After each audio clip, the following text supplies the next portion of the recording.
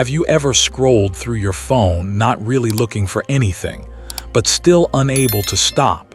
Or walked into a room and completely forgotten why you came in? It's not just you. This isn't just forgetfulness. It's something deeper. Something spiritual. A kind of disconnection from life itself. We live in the noisiest time in human history. Notifications, headlines, endless tabs, every second the world is pulling us outward. We're constantly connected, yet feel strangely absent from the moment, from each other, from ourselves. We are everywhere, except here. Buddhism has a word for this condition. It's not anxiety, it's not stress. It's called heedlessness.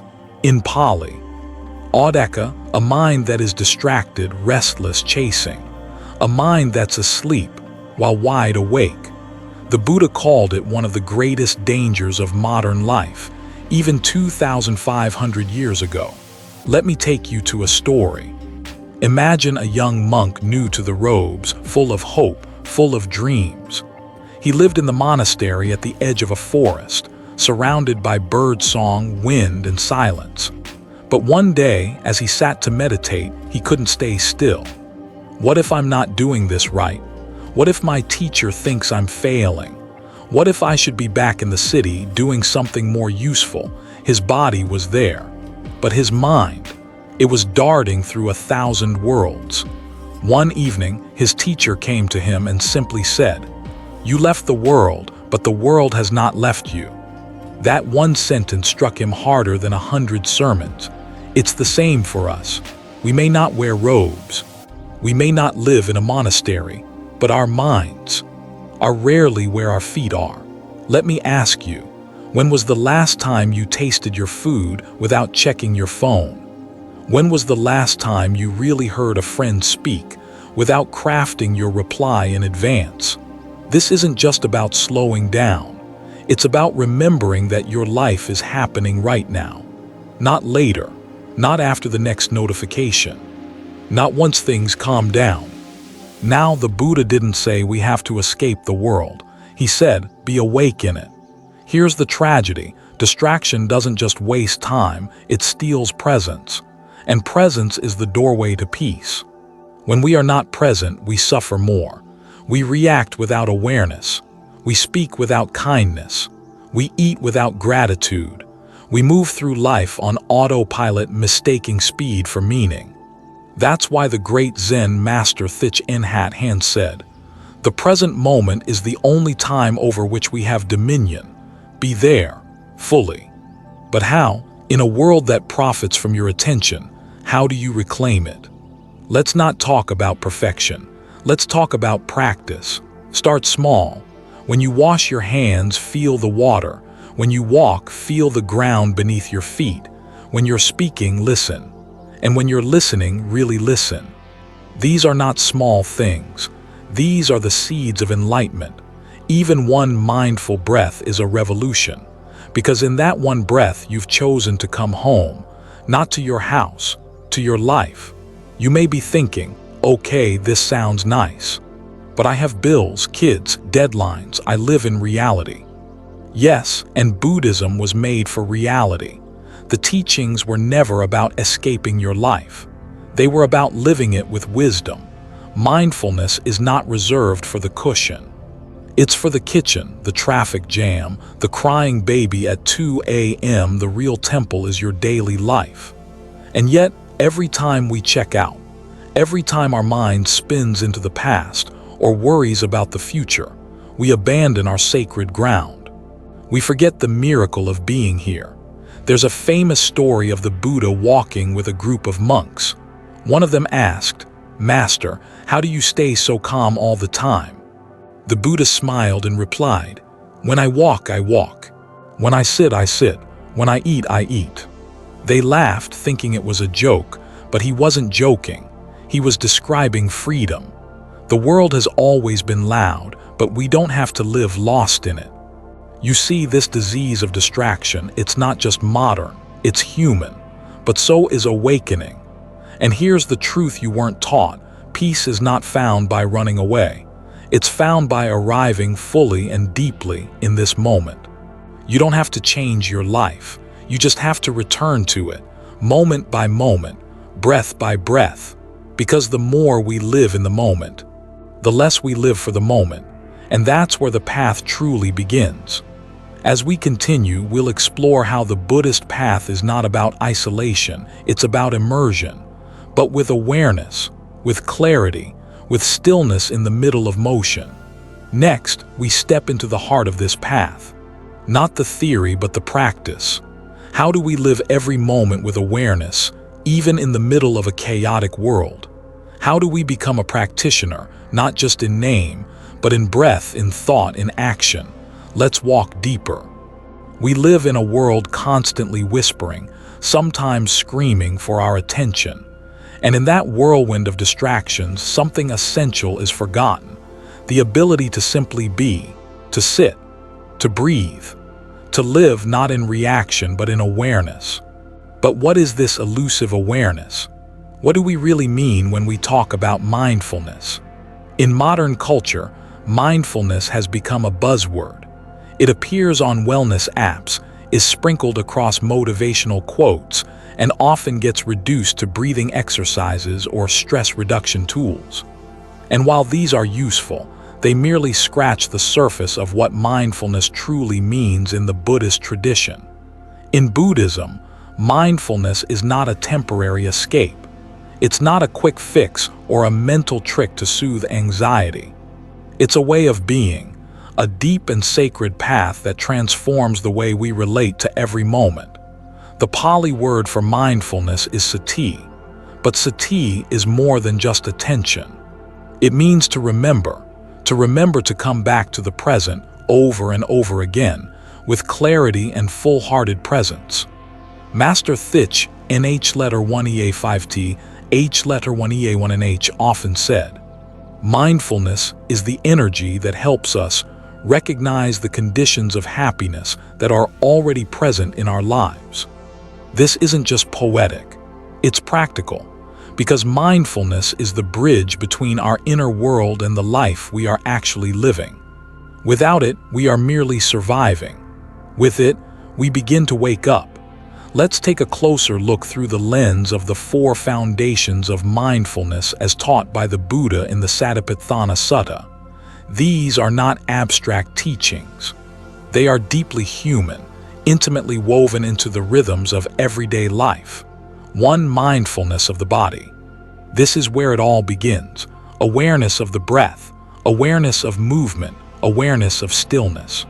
It is the practice of being fully present in the body, not lost in thoughts or pulled by emotion.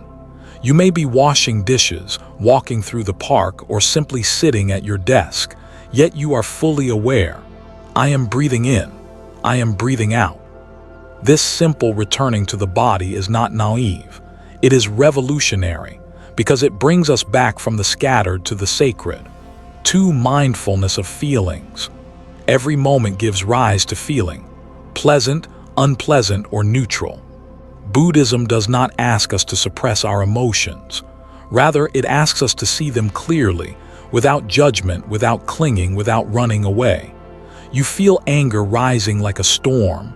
Name it. Stay with it. You feel joy like sunshine in your chest. Know it fully. The practitioner doesn't chase feelings. He watches them arise and fade like clouds in the sky. 3. Mindfulness of the mind. Here we begin to see the texture of our own consciousness, whether it is distracted or collected, whether it is full of desire or free from it. To observe your mind is to stand at the doorway of awakening. This is not about controlling thoughts. It's about recognizing them. This is worry. This is fear. This is craving. As the awareness deepens, a space opens. And in that space, you are no longer the puppet of thought. You become the witness. 4. Mindfulness of mental objects, dhammas. This 4th foundation turns our awareness toward the teachings themselves, the 5 hindrances, the 7 factors of enlightenment, the 4 noble truths. It may sound philosophical, but in truth, this is where life becomes luminous. You don't study suffering from a distance. You see how craving arises, how it clings to an idea or a person or an outcome, and you see how it disappears when you let go. This is mindfulness as liberation, not as theory but as living truth. There is a quiet beauty in how Buddhism teaches mindfulness, not as an escape from the world but as a deep and loving engagement with it. Every moment becomes a temple. Every act, no matter how small, becomes sacred. Drinking tea is no longer a mindless habit, it becomes a ceremony. Listening to a friend becomes an act of compassion. Sweeping the floor becomes a meditation. One of the most powerful metaphors comes from Zen. You cannot see your reflection in running water. It is only when the water is still that the image becomes clear. Mindfulness is the stillness. It's the mirror that shows us what is real. Not what we think is happening, but what is actually here, right now. The beauty of this practice is that it doesn't require you to be perfect. You can begin exactly where you are, with your distracted mind, your aching body, your tired spirit. The breath is always there. The present moment is always waiting. The monk is not someone who escapes the world. The monk is someone who sees it clearly. And even if you are not wearing robes, if you are cultivating mindfulness in your breath, in your walk, in your work, you are practicing the way of awakening. And so, mindfulness in Buddhism is not about control. It's not about achieving a blissed-out state. It is about coming home, home to your breath, home to your life, home to the truth that freedom is not in the next moment, but in this one. As we continue on this path, let's explore how mindfulness shifts our relationship with time, how it turns rushing into stillness, how it dissolves the illusion that we are missing out and helps us find peace where we already stand. Let's walk deeper into the next unfolding. Imagine this. The morning sun gently seeps through a bamboo curtain. Outside, birds chirp softly. A kettle whistles. The smell of jasmine tea drifts through a small, uncluttered room. A man slowly opens his eyes, not to rush, not to check notifications, but to simply breathe. 1, 2, 3. He is fully awake, not just physically, but spiritually. His name is Tenzin, not a monk in a monastery, but a software engineer in the heart of San Francisco. You may ask, what makes him different? The answer lies in how he lives. Every action of Tenzin, however mundane, is treated with sacred attention.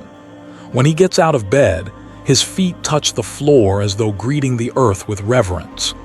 Thank you, he whispers silently, to the breath, to life, to the chance of beginning again. Unlike most who dive into chaos with emails, caffeine, and traffic, Tenzin's day begins with silence. He sits cross-legged, back straight, palms resting upward on his knees, not to escape thoughts but to see them. The mind wanders. He notes it. The breath flows. He smiles. He doesn't chase bliss. He returns again and again to the breath. This is not ritual, it's remembering. Mindfulness in its purest form is not performance, it's presence. As Thich NH letter 1EA5T, H letter 1EA1NH said, drink your tea slowly and reverently, as if it is the axis on which the world Earth revolves. When breakfast arrives, a bowl of oats, fresh fruit, there are no podcasts, no phone, no rush. Just chewing, tasting, knowing. The strawberry is not just sweet, it's a miracle. To eat it in awareness is to honor the whole universe. Tenzin walks to the subway. Each step is deliberate. He is not lost in the future, in tasks, or in imaginary arguments. He walks as if kissing the earth with his feet. The world is no longer a blur. The breeze is cool. The cement is firm. The child crying in the distance is heard with compassion, not annoyance. Someone bumps into him. A reflex would be irritation, but Tenzin notices his reaction arising and lets it go. He does not suppress the feeling, he sees it gently, like clouds passing through the sky of awareness. In the crowded train, instead of escaping into headphones, he practices open presence. He is fully there, Not clinging, not judging. Just breathing, smiling slightly, living the truth of this moment. This is not some spiritual performance.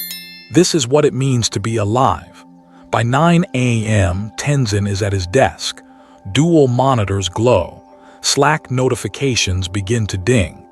But he takes 1 minute, just one. He closes his eyes and breathes. Breathing in, I calm my body. Breathing out, I smile. Then he begins. His fingers move across the keyboard with calm precision. Mindfulness isn't about slowing down to a crawl. It's about doing what you do with your full self. When distractions arise, a heated email, a frustrating bug, he pauses. Where others react, he responds. Where others multitask, he focuses. Mindfulness doesn't mean you'll never feel anger or stress, but it gives you space between stimulus and reaction, and in that space, freedom. At lunchtime, he walks to the nearby park. He doesn't scroll. He doesn't sit in judgment. He simply watches the wind ripple through the trees. A sparrow lands on the bench beside him. He notices its tiny chest rising and falling, and, in a strange way, it reflects his own breath. At 3 p.m., a coworker brings bad news. A project deadline is being moved up. Tenzin breathes. He listens without interrupting. Then he speaks slowly, clearly, from a place of understanding. It's not about being passive. It's about being anchored. Mindfulness doesn't mean saying yes to everything or being a doormat.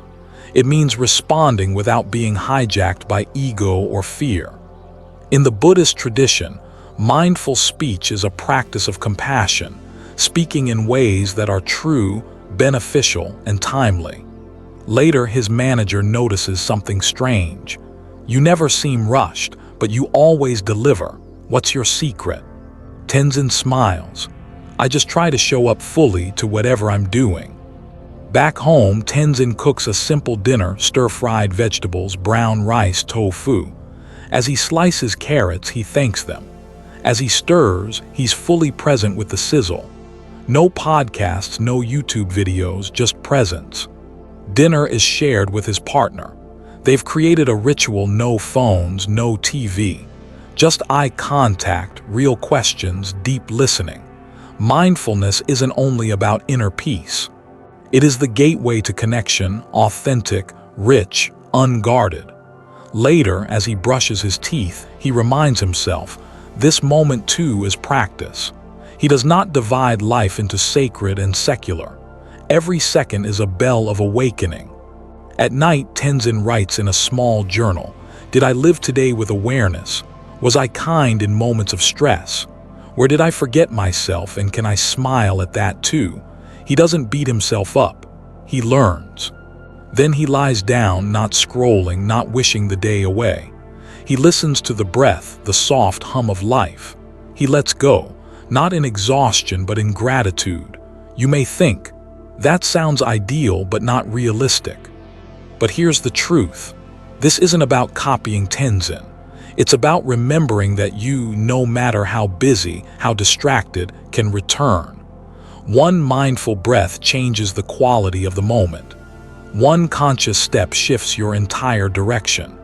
This is the art of living with attention, not as monks in robes, but as modern humans who choose again and again not to be lost, to be here, to be whole, to be awake. In a quiet village nestled between rolling hills and mist-laced pine trees, there lived an old tea master named Kosho. He was not famous. He held no temple title. But travelers from distant lands would come only to witness one thing, how he poured tea. There was something almost mythical about it. He moved slowly. Each gesture seemed to ripple through the room like a bell that had been gently struck. He would wash the cup, lift the kettle, and pour the tea, every motion deliberate, every breath synchronized with the moment. And yet, it wasn't a performance. He wasn't trying to impress. There was no rush in him. No hunger to finish and move on. No urgency to serve more. His presence was full of silence, full of life. People said that just watching him pour tea made their minds stop wandering. For those brief moments, time seemed to hold its breath. And perhaps, just perhaps, that was the real teaching. One day, a restless student came to Kosho. He was young, eager, and carried the weight of 1,000 questions. Questions about enlightenment, about emptiness, about karma, about how to attain deep insight. He bowed respectfully and asked, "Master, I've read many sutras, practiced meditation for years, but still feel lost. What is the fastest way to awakening?" Kosho nodded gently and gestured for him to sit. The old master began to prepare tea. He did not answer. He did not rush. He simply boiled the water, cleaned the cups, and poured the tea with that same unshakable calm. Then he handed the student a small porcelain cup. The student took it, perplexed. There was a silence. Finally, the master looked at him and said softly, "If you cannot drink this tea with your whole being, you will not recognize the taste of awakening, even if it sits on your tongue." The young man blinked. He didn't fully understand at first, but in that moment something landed inside him, a seed, quiet but undeniable. Kosho never gave grand lectures, but he embodied something rare in today's world, total presence. And that was his gift. His way of teaching was not through complexity but simplicity, not through theory but through living. He knew that mindfulness was not something to be squeezed into meditation sessions alone. It was not confined to temples, cushions, or retreats. True mindfulness breathes through every moment of daily life, if we allow it to. That is what the tea master was demonstrating, a kind of moving meditation, not seated, not silent, but utterly alive. In the West, we often chase mindfulness as if it were a skill to master. We buy books, apps, timers, and courses. But Kosho's lesson reminds us, mindfulness is not something you do. It's a way you become, a way you return to the one moment that always exists, the now. And the now is not just beautiful when you're on a mountain peak. It is also here, in the mundane, in a kettle boiling, in the rising steam, in the feel of ceramic between your fingers. This kind of attention transforms the ordinary into the sacred. Zen has a saying, "When drinking tea, just drink tea." It sounds simple, even absurd.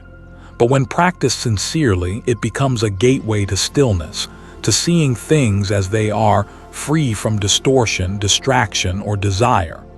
Kosho's presence wasn't magical, it was trained.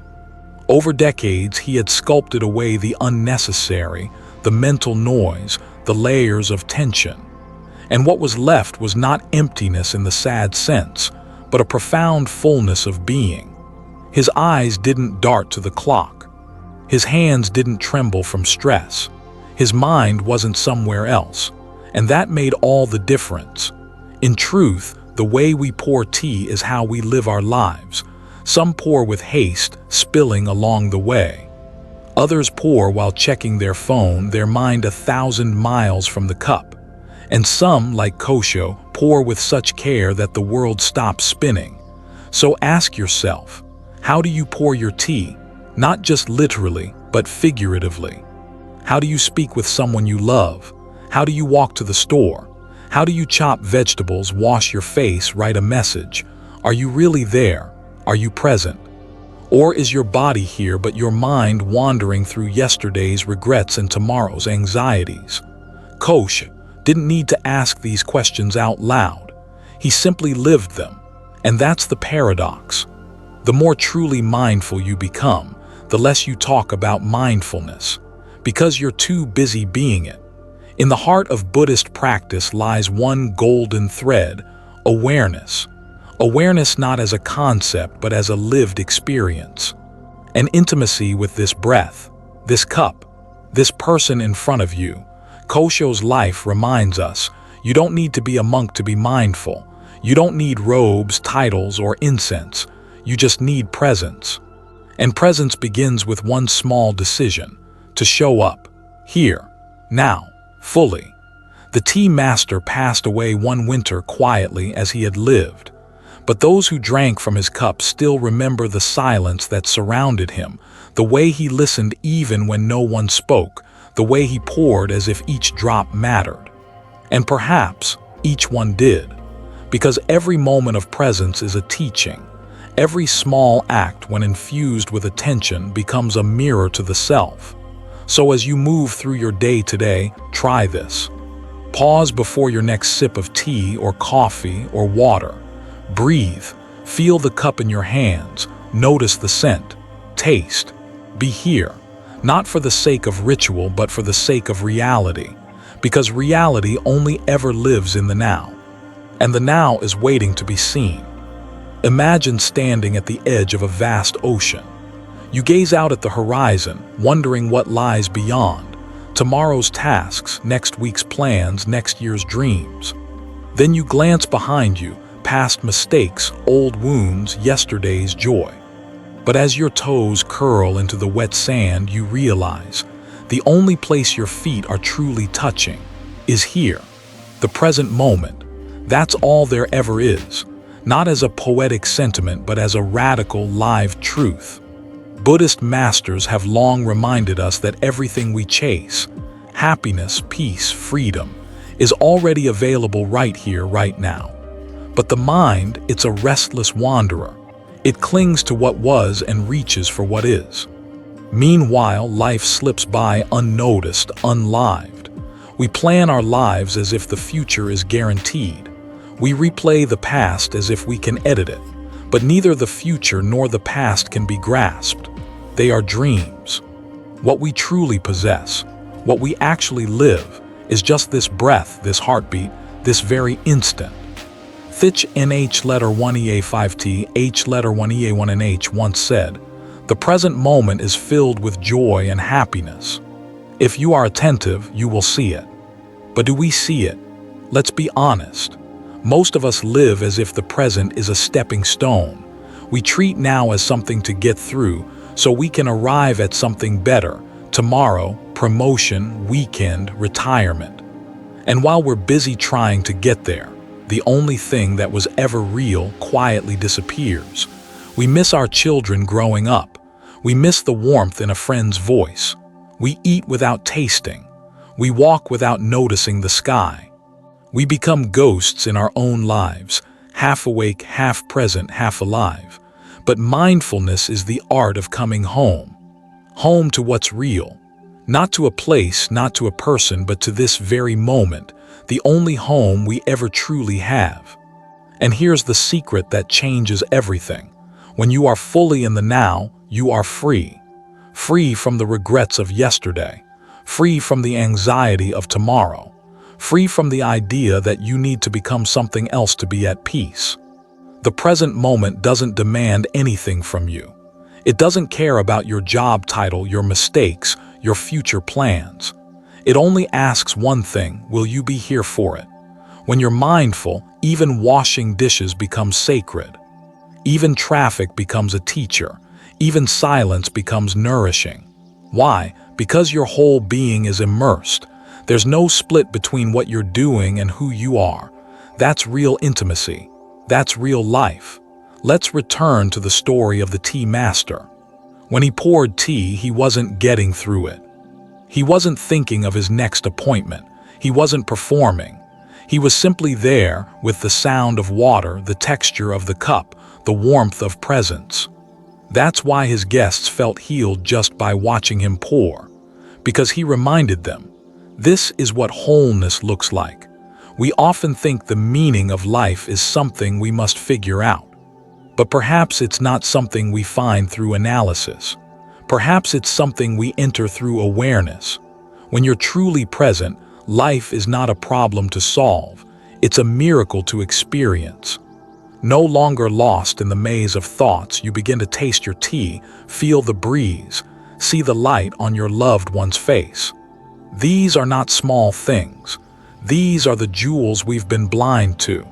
And in that seeing, the entire world changes.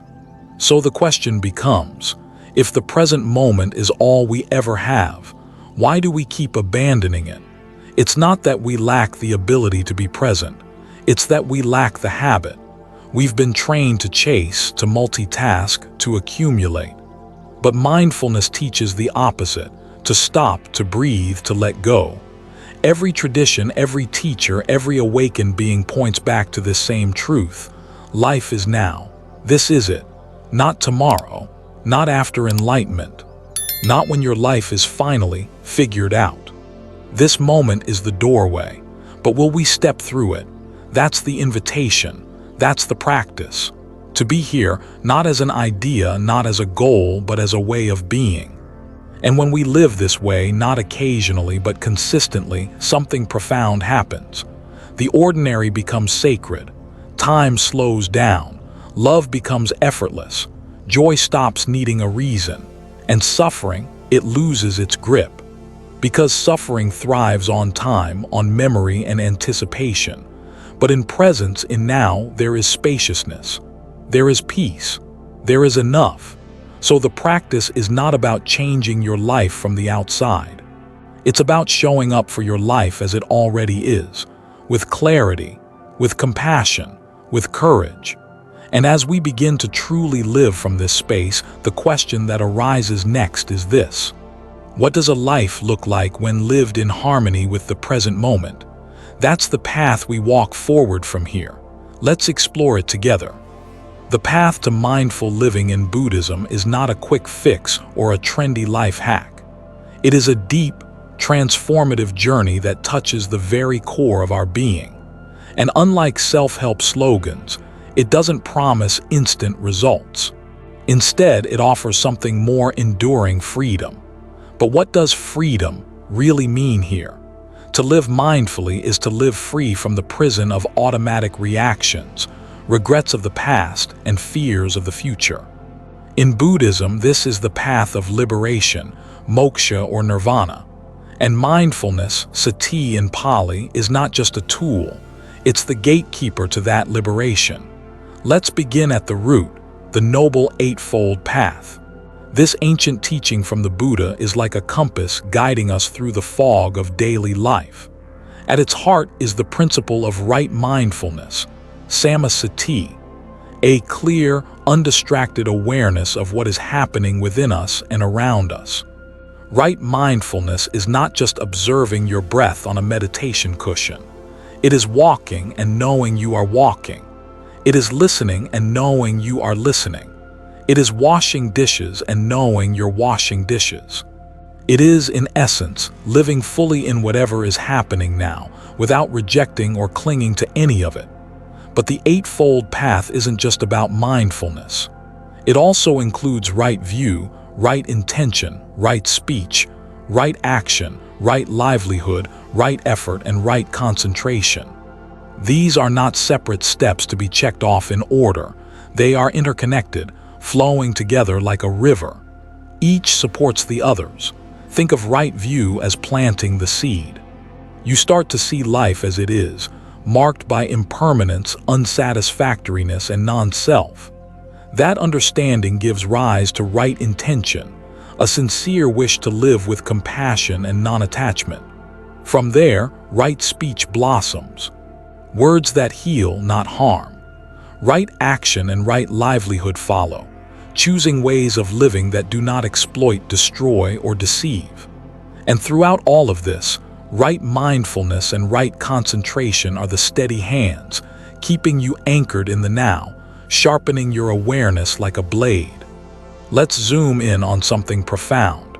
The Buddha never told us to escape life. He taught us to wake up to it. Even in the busiest city street, you can walk the path. Even in an office meeting, you can breathe mindfully. Even while parenting, or sitting in traffic, or doing your taxes, there is an opportunity to wake up. This is the radical offering of the Buddhist path. You don't need to run away to a monastery. You don't need to wait for life to be perfect. The conditions for liberation are already here if you know how to see them. Now let's ground this with a small story. A lay disciple once asked the Buddha, "Master, I do not have time for long meditation. I have a family, a job, responsibilities. What practice is there for people like me? The Buddha smiled and replied, when you eat, know you are eating. When you walk, know you are walking. When you feel anger, know there is anger. When you breathe in, be aware you breathe in. This is the path. Simple words, but within them, the entire revolution of mindfulness. The Buddhist path invites us not to add more, but to strip away what's unnecessary, the habits, distractions, and mental noise that keep us from life. It's not about achieving something later, it's about seeing clearly now. And as you begin to live this way, not just once a day, but moment to moment, something shifts. Your days become richer, even if nothing on the outside changes. You become more available to your family, your work, your creativity, and your joy. You respond to life instead of reacting to it. And you start to taste a quiet kind of freedom, not loud, not dramatic, but deep and unshakable. You are no longer a guest in your own life. You are home. There's a quiet power in simplicity. We don't need to escape to a mountain or enter a monastery to live mindfully. The true monastery is wherever we are. If the heart is still, even a crowded subway becomes a meditation hall. And yet, most people imagine mindfulness as something you do, like sitting cross-legged, eyes shut, incense burning. But a real practitioner doesn't compartmentalize mindfulness. They weave it into every fold of life, into the way they respond to a ringing phone, to how they wash dishes, even to how they listen to a colleague. Mindfulness, when understood deeply, is not a moment of practice. It is a way of being. So how does one live it at work, at home, and in nature? Let's begin where we often feel most disconnected, the workplace. Imagine this: emails flood in, deadlines loom, you're juggling tasks and jumping between meetings. You feel the mind scatter, the breath shortens. But right there, between the chaos and your next to-do, is a doorway. You stop. You feel your feet on the floor. You breathe fully, consciously, just one breath. You gently return to the body. Now, with clarity, you check your task list again, but this time you are present. The key is not to withdraw from responsibility, but to bring awareness into it. Before opening your laptop, pause. Before replying to a difficult message, take one breath. When tension builds in the shoulders, soften, feel, release. Make your workday a meditation in motion. Zen master Thich Nhat Hanh often reminded us, smile, breathe, and go slowly. Even in fast-paced environments, your inner rhythm can remain calm. You can take mindful breaks, not to scroll, but to feel the breeze or take 3 conscious sips of water. Every phone call is an opportunity to truly listen. Every document you write becomes a reflection of your mental clarity. Every moment you choose awareness over autopilot, you transform the workplace. You no longer work for the sake of productivity. You work with presence, compassion, and depth. That is the shift of a practitioner. Now, let's step into a more personal space, the home. At home, people often relax their outer behavior but forget their inner awareness. But this is where mindfulness can be most healing. Our relationships, our rest, our personal space, all flourish when met with presence. When you brush your teeth, are you with the motion? Can you feel the coolness of the water, the texture of the brush, the rhythm of your breath? When you cook, can you slice vegetables not in haste but in gratitude? The way you greet your child, your partner, your parents, do you look into their eyes? Do you truly see them, or only their routine roles? Even folding laundry can become a sacred act when your heart is present. Thich Nhat Hanh once said, "When you fold clothes, fold your mind too." In mindful homes, silence is not emptiness, it's aliveness. Conversations are not rushed, they're sincere. Meals are not just fuel, they are shared presence. You don't need to be perfect, only present. And when conflict arises, as it does in every household, breathe before reacting. That pause could be the space that stops old karma from repeating. And then there is nature, our most ancient teacher, the rustling of leaves, the dance of light on water, the silent wisdom of a tree that simply stands, rooted, breathing. When we step into nature with mindfulness, we remember who we are beneath the noise. We stop trying to get somewhere, and instead arrive where we already are. Walking meditation in a quiet park, one step, one breath, one heartbeat, can dissolve the stress of 1,000 worries. Sitting by a tree, you don't need to do anything. You become part of the tree, still, alive, present. Listen not just with ears, but with your whole being. Can you hear the silence beneath the bird song? Can you feel your own body as part of the earth, not separate, not superior, but interconnected? Mindfulness in nature awakens awe, and awe softens the ego. The ego seeks control, speed, identity. The mindful heart surrenders to wonder, stillness, and truth. You see, mindfulness is not about adding another task to your list.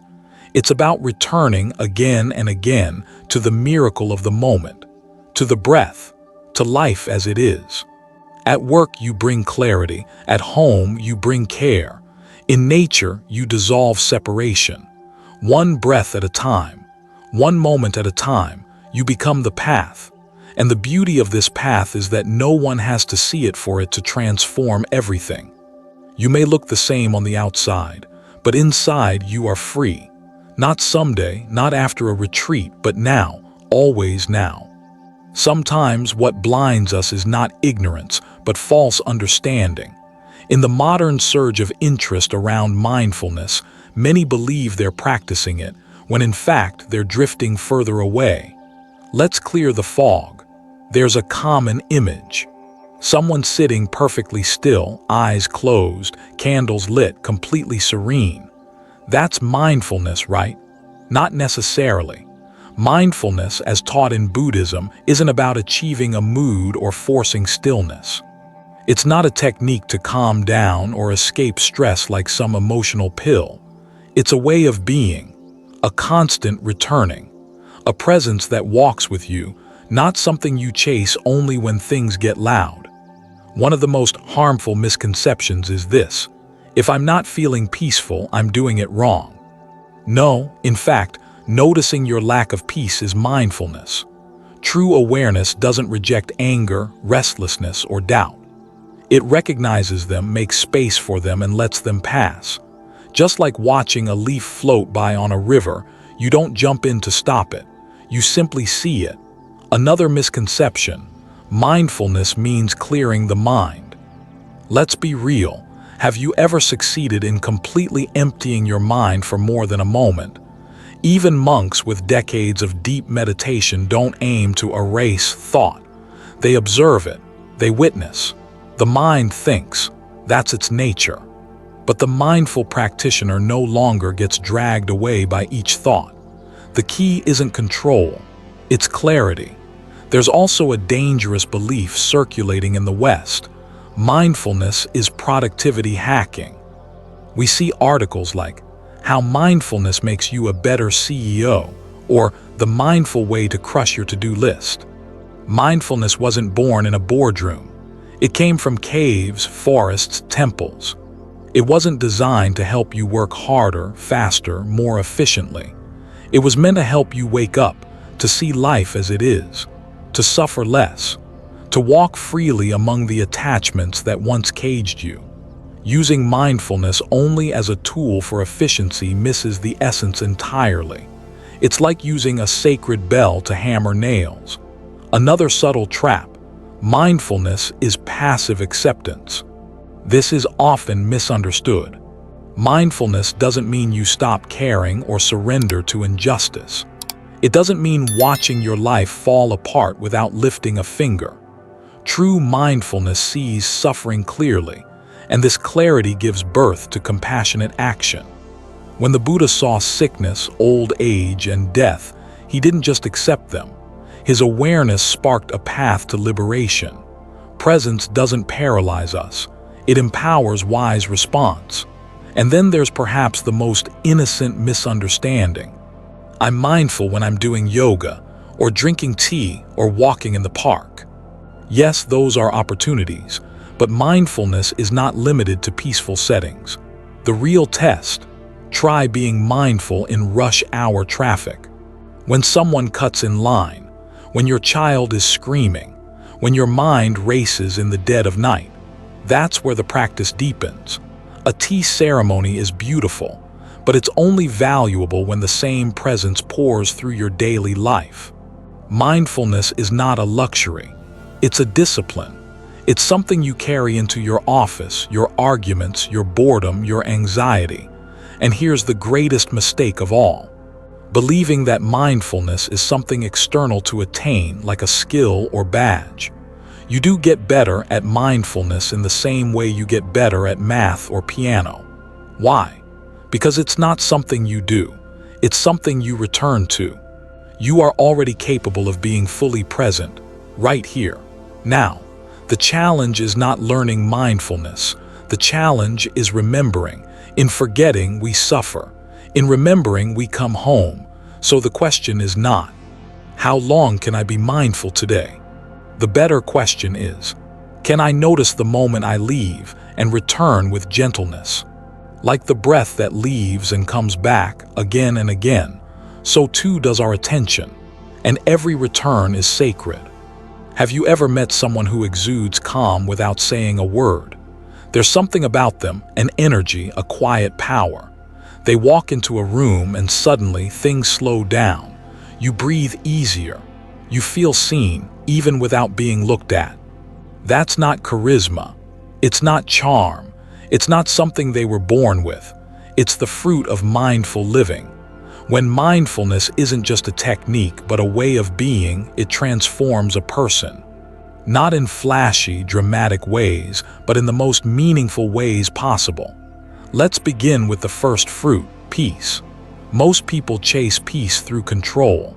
They try to make the world conform to their preferences, hoping that when everything is just right, they can finally relax. But mindfulness teaches us something radically different. Peace is not the absence of noise, but the ability to rest within it. A practitioner who lives mindfully learns how to be still even in the storm. When thoughts race, they breathe. When emotions flare, they observe. When pain arises, they soften around it. They don't react, they respond. And often that response is silence, a half smile, a step back, a deep breath. Peace isn't passive. It's a powerful state of presence where you're no longer at war with what is. And from that peace, something else begins to awaken. True compassion doesn't come from moral obligation. It flows naturally from deep mindfulness. When you see clearly, really see, how much people suffer, how hard they try, how afraid they are, your heart can't help but soften. The angry man isn't your enemy. He's someone in pain. The rude cashier isn't disrespecting you. She's carrying 1,000 untold stories. Even your own flaws become less threatening. They become part of the shared humanity we all inhabit. A mindful practitioner doesn't just act compassionately, they are compassion. And that's what makes it powerful. It's not a role you play. It's not something you turn on and off. It's who you are when you are fully present. You listen differently. You speak with care. You forgive without needing an apology. Because you understand the nature of suffering, and you don't want to add more to the world. In Buddhism, wisdom, prajna, is not intellectual. It's not a collection of quotes or teachings memorized from books. Wisdom is clarity. It's seeing things as they are, not through the filter of desire, fear, or illusion. And mindfulness is the gateway. The more you practice being fully present, the more the layers peel away. You begin to see the impermanence of everything, how thoughts arise and fall, how emotions change, how the body grows, ages, and dissolves. You see that clinging creates suffering. You see that letting go brings freedom. And from this insight, decisions become clearer. You no longer act based on impulse. You choose based on understanding. This doesn't mean you become indifferent. On the contrary, you care deeply but without grasping. You love but with openness. You work but without being consumed. You live but with wisdom guiding your step. Many people want dramatic change. They want enlightenment to strike like lightning, sudden, powerful, unmistakable. But mindfulness doesn't always work like that. Often it's quiet, subtle, gradual, like how a tree grows while no one watches, like how the morning light slowly floods a dark room. One day you look back and realize, you don't lose your temper like before. You worry less. You listen more. You enjoy your cup of tea instead of rushing through it. You are more at home in your own skin, and others notice it too. Not because you told them you're practicing mindfulness, but because something about you feels safe, grounded, human. You've become someone who isn't just alive, but awake. This is the real fruit of mindful living, not fame, not perfection, not escape, but a life that breathes peace into every moment, compassion into every encounter, and wisdom into every step. And perhaps the most beautiful part, you don't need to go anywhere to find it. You just need to return again and again to this very breath, to this very moment, to this precious, fleeting now. Because the seed of everything you're seeking has been with you all along. There is a path beneath your feet, not somewhere distant, not later when life gets simpler, not when the noise settles or the storms pass. It is here, now, in the exact breath you're taking in this moment. To live mindfully is not to escape the world. It's not to flee to monasteries or mountaintops, nor is it about silencing every thought. It is simply and profoundly the art of being fully here. Drinking tea, walking to the market, answering an email, holding your child's hand, or just breathing. When you walk slowly, you start to notice. The wind carries stories, the earth beneath your feet pulses with quiet life, and your own presence is enough.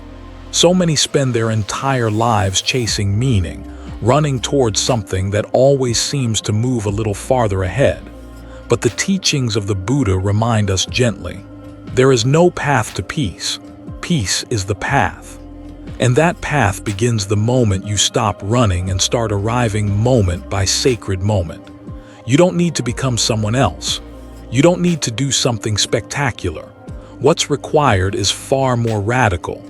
To come home to yourself. To show up to life just as it is, raw, imperfect, ever-changing, and meet it with the steady heart of awareness. Because when we meet life mindfully, even the smallest moments shine. One breath fully taken. One step fully felt. One glance fully seen.